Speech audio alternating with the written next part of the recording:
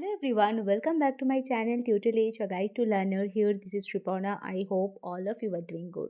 So today we are going to discuss one of the most important topic from paper 1, that is sampling and types of sampling. Okay, and we all know that examination June UGC Net examination is knocking at the door, and sampling is one of the most important content for the paper 1. Okay, so let's get started the session. But before going to the main discussion, if you like my video, so please do not forget to like, share and comment, and please do some support and subscribe my channel for getting more useful content. Okay, so I hope that session would be a very important and beneficial session to everyone. And if you have missed my previous session, so just go and check my first comment and my description box where my last session link is already shared. So let's get started the session. So learner, at first we have to know what do you mean by a sampling. So sampling is basically the process of collecting sample from the total population. Suppose a study is conducted to know if the college students from Amritsar prefer healthy food over junk food. So for this study, the population from whom data can be collected is all the college students from Amritsar. So all college students from Amritsar uh, is a example of population, and some students from the Amritsar college is basically indicated as the sample size of the study. So I think this is clear what do you mean by a population sample and the sampling process. Sampling is basically is also used in our daily life as well. So one of the most important example of sampling, that is cooking. While cooking vegetables, instead of checking each and every slice of vegetables, we check a few pieces, and if those are cooked, then we generalize that the vegetables are cooked. Similar is the case with the research also. We study a sample instead of whole population, and then the result of the analysis are generalized to the whole population, as sample is basically representative of the population.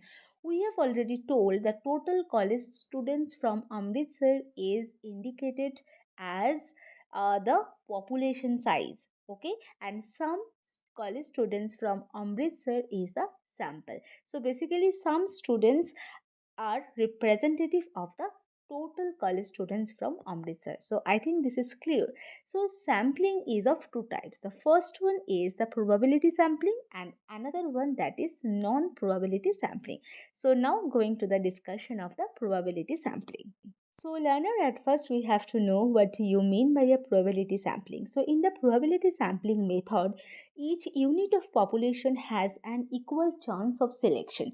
On the other hand, in the non-probability sampling method, each unit of population has an unequal chance of selection, and that is the basic differences between probability sampling and non-probability sampling. So now going to some example of the probability sampling. So the first example is simple random sampling, second one is stratified random sampling, and third one is cluster sampling.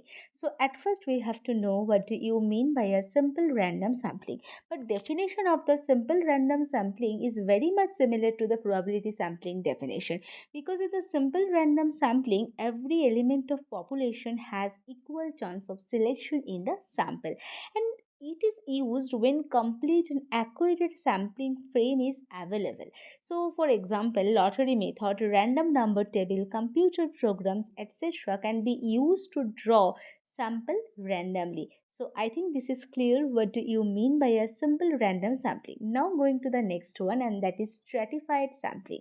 So stratified sampling method, in the stratified sampling random sampling method, sorry, the population is divided into different strata, and then random sample is chosen from each strata.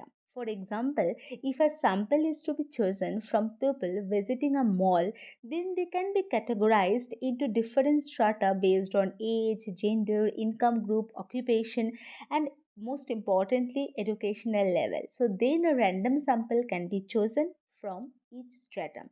That is basically known as stratified random sampling. Now going to the next one, and that is cluster sampling. So cluster in the cluster sampling method, clusters will be formed from the population and then a cluster is chosen randomly. That is the basic difference between stratified random sampling and the cluster sampling. So in the case of stratified random sampling, total population is divided into strata, then random sample is chosen from each strata.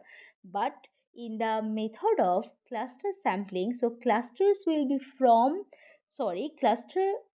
formed from the population and then a cluster is chosen randomly. That is the difference between cluster and strata. Strata are homogeneous because strata basically based on same characteristics of the characteristics of the data, but clusters are basically a heterogeneous groups. Okay, sample is chosen randomly from each stratum, so that is called the stratified random sampling. And when sample is chosen randomly from each cluster, so that is called the cluster sampling method. Now going to the next one, and that is non-probability sampling. So we have already told what do you mean by a non-probability sampling. So in the method of non-probability sampling, each unit of population have an unequal chance of selection. So now going to some example of the non-probability sampling. So quota sampling, purposive sampling, convenience sampling, snowball sampling, all are the examples of the non-probability sampling. So at first we have to discuss what do you mean by a quota sampling.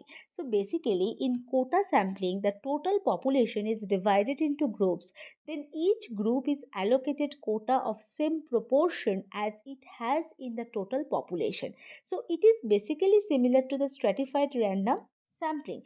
But for example, we can say in a population of 500 researchers of a university, 50% belongs to sciences, 20% belongs to social sciences, and the rest 30% basically belongs to the language group. So to select a sample of 100 out of 500 researchers, they should be in the same proportion in the sample. So this means that in a sample of 100, there should be 50 researchers from sciences, 20 from social sciences, and 30 from language groups. So I think this is clear what is the meaning of quota sampling and what is the difference between what is the minor difference between quota sampling and the stratified sampling. And now going to the next one, and that is purposive sampling. So purposive sampling is known as basically a judgmental sampling also, because sample size is selected as per the judgment of the researcher, and that's why it is called the purposive sampling. So when sample size is selected as per the judgment of the researcher, so that is called purposive sampling. Now going to the next one, and that is convenience sampling. So researchers chooses the sample size as per his or her convenience, and that is called convenience sampling. So I think this is clear, purposive sampling, convenience sampling. And now going to the last one, that is snowball sampling. So basically in snowball sampling, initially a small sample is chosen.